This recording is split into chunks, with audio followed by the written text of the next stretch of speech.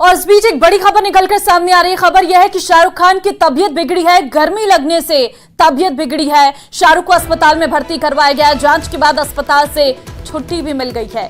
तो फिलहाल ये राहत की बात है, शाहरुख खान की तबीयत बिगड़ी है। दरअसल आपको बता दें, हालांकि अब उनकी तबीयत स्थिर है क्योंकि जांच की गई है। जांच के बाद अस्पताल से उन्हें छुट्टी भी मिल गई है। भीषण गर्मी पड़ रही है और इसी के चलते बताया जा रहा है कि शाहरुख खान की तबीयत बिगड़ी है। गर्मी लगने की वजह सामने आई है तबीयत बिगड़ने के पीछे। फिलहाल अस्पताल में भर्ती कराया गया था और जहां पर से उन्हें फिलहाल छुट्टी मिल गई है। जांच डॉक्टर्स के द्वारा की गई और अस्पताल से छुट्टी मिल गई और वो अपने घर में आराम है।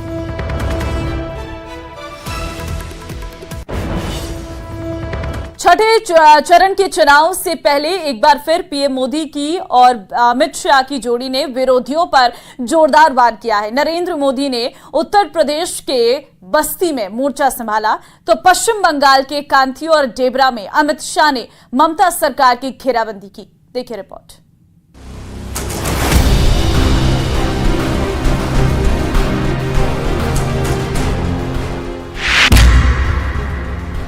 उत्तर प्रदेश से बंगाल तक मोदी शाह का तूफानी अभियान। छठे चरण से पहले विरोधियों को चौतरफा घेरने वाला प्लान।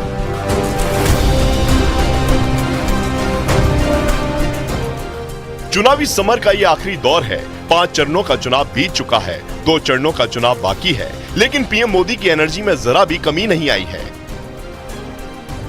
उत्तर प्रदेश के बस्ती में जब आसमान से आग बरस रही थी, जब पीएम मोदी विपक्ष पर धुआंधार प्रहार कर रहे थे।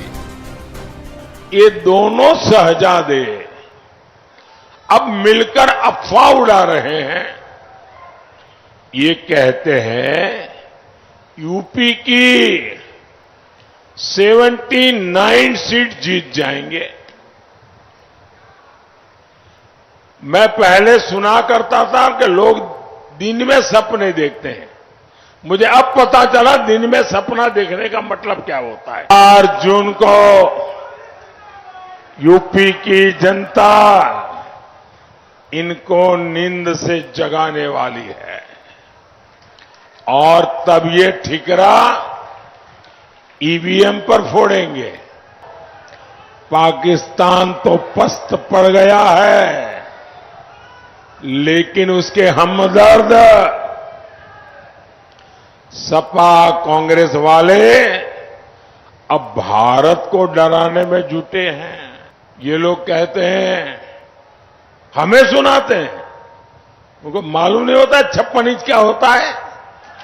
ये कहते हैं पाकिस्तान से डरो, उसके पास एटम बम है, एटम बम।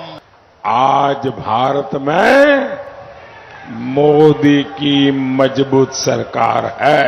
भारत हमें डराने वालों को कभी भी बख्शेगा नहीं, ये भी साफ है। इस दौरान पीएम मोदी ने वैश्विक मोर्चों पर बढ़ते भारत के कद का भी जिक्र किया। हमारा भारत आज दुनिया की 5वीं सबसे बड़ी अर्थव्यवस्था बन चुका है। आज भारत का कद बढ़ा है, आज भारत का सम्मान बढ़ा है। भारत अब वैश्विक मंचों पर बोलता है तो पूरी दुनिया बड़े ध्यान से सुनती है। भारत फैसले लेता है तो दुनिया उसके साथ अपने कदम मिलाने की कोशिश करता है। उधर पश्चिम बंगाल के कांथी में अमित शाह ने ममता सरकार पर एक साथ कई प्रहार किए और ममता बनर्जी पर मुस्लिम तुष्टीकरण की सियासत का आरोप लगाया। हम एक घुसपैठियों से नहीं डरते हैं। ममता दीदी विरोध करती रह गई, हमने सीएए पारित किया और हमारे शरणार्थी भाइयों को नागरिकता देने का रास्ता नरेंद्र मोदी जी ने खोल कर रख दिया। भाइयों बहनों, खोल कर। इस दौरान अमित शाह ने पश्चिमी मेदिनीपुर के डेवरा में भी जनसभा को संबोधित किया और विपक्षी गठबंधन की नीयत पर सवाल खड़े किए। ये जो लोकसभा का चुनाव है उसमें दो खेमे पड़े हुए, एक और भारतीय जनता पार्टी और एनडीए के साथी नरेंद्र मोदी जी के नेतृत्व में चुनाव लड़ रहे हैं, और दूसरी ओर इंडी अलायंस लड़ रहा है जिसमें तृणमूल कांग्रेस, कांग्रेस, कम्युनिस्ट, ये सारा गठबंधन।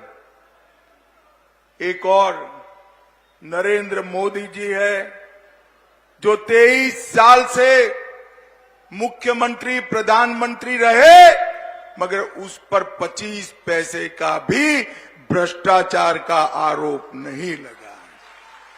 और दूसरी ओर 12 लाख करोड़ के घपले, घोटाले, भ्रष्टाचार करने वाले ये इंडी अलायंस और तृणमूल कांग्रेस है। बस कुछ दिन का इंतजार बाकी है क्योंकि 4 जून को चुनाव की असल झांकी है।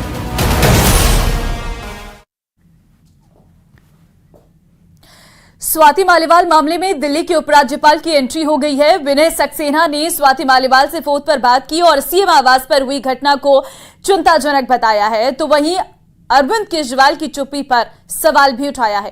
देखिए ये रिपोर्ट।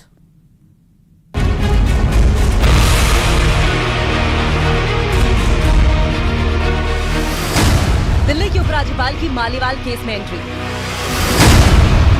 एलजी ने केजरीवाल की चुप्पी पर उठाए सवाल। स्वाति मालीवाल को किया न्याय दिलाने का भरोसा। आम आदमी पार्टी सांसद स्वाति मालीवाल केस में आरोपी विभव कुमार पर दिल्ली पुलिस ने एक्शन लिया है और इस मामले की जांच दिल्ली के बाद मुंबई तक पहुंच गई है। लेकिन दूसरी ओर दिल्ली के उपराज्यपाल की इस मामले में एंट्री से सियासी पारा हाई हो गया है। एलजी विनय कुमार सक्सेना ने स्वाति मालीवाल से फोन पर बातचीत करके पूरे मामले की जानकारी ली और कथित हमले पर दुख जताया। फिर स्वाति मालीवाल मामले पर दिल्ली के उपराज्यपाल ने बयान जारी करके कहा कि मुख्यमंत्री के ड्राइंग रूम में ऐसी घटना का होना सबसे ज्यादा चिंताजनक है। स्वाति मालीवाल ने मुझे अपना दर्दनाक अनुभव और उनको मिली धमकियों के बारे में बताया। उन्होंने सबूतों से कथित छेड़छाड़ और धमकियों को लेकर भी चिंता व्यक्त की। एलजी ने कहा कि स्वाति मालीवाल ने कई मुद्दों पर मेरी आलोचना की, लेकिन उन पर की गई कोई भी शारीरिक हिंसा और उत्पीड़न अस्वीकार्य है। इसके साथ ही उपराज्यपाल ने कहा कि पहले तो आम आदमी पार्टी के एक सांसद ने घटना की पुष्टि की, लेकिन बाद में यू टर्न ले लिया। इसके साथ ही विनय सक्सेना ने पूरे मामले पर मुख्यमंत्री केजरीवाल की चुप्पी पर भी सवाल उठाए हैं। वहीं उपराज्यपाल के बयान पर आम आदमी पार्टी ने हमला बोला और स्वाति मालीवाल पर बीजेपी के लिए काम करने का आरोप लगा दिया। इसके साथ ही बीजेपी पर चुनाव में हार की डर से स्वाति मालीवाल का सहारा लेने का आरोप लगाया, जिसके बाद बीजेपी ने आम आदमी पार्टी के आरोप पर पलटवार किया है और आम आदमी पार्टी को कटघरे में खड़ा किया।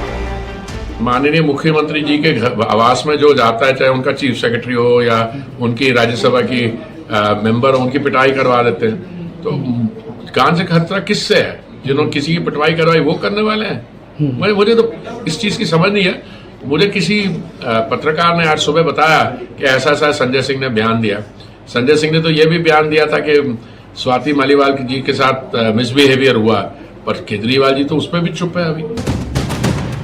उधर सियासी बयानबाजी के बीच दिल्ली पुलिस आरोपी विभव कुमार को लेकर मुंबई पहुंची है। सूत्रों का दावा यह है कि विभव ने अपना मोबाइल फॉर्मेट खुद ही करने की बात स्वीकारी है, लेकिन पुलिस को इस बात पर शक है और इसीलिए विभव से पूछताछ करके उसका बयान दर्ज करेगी।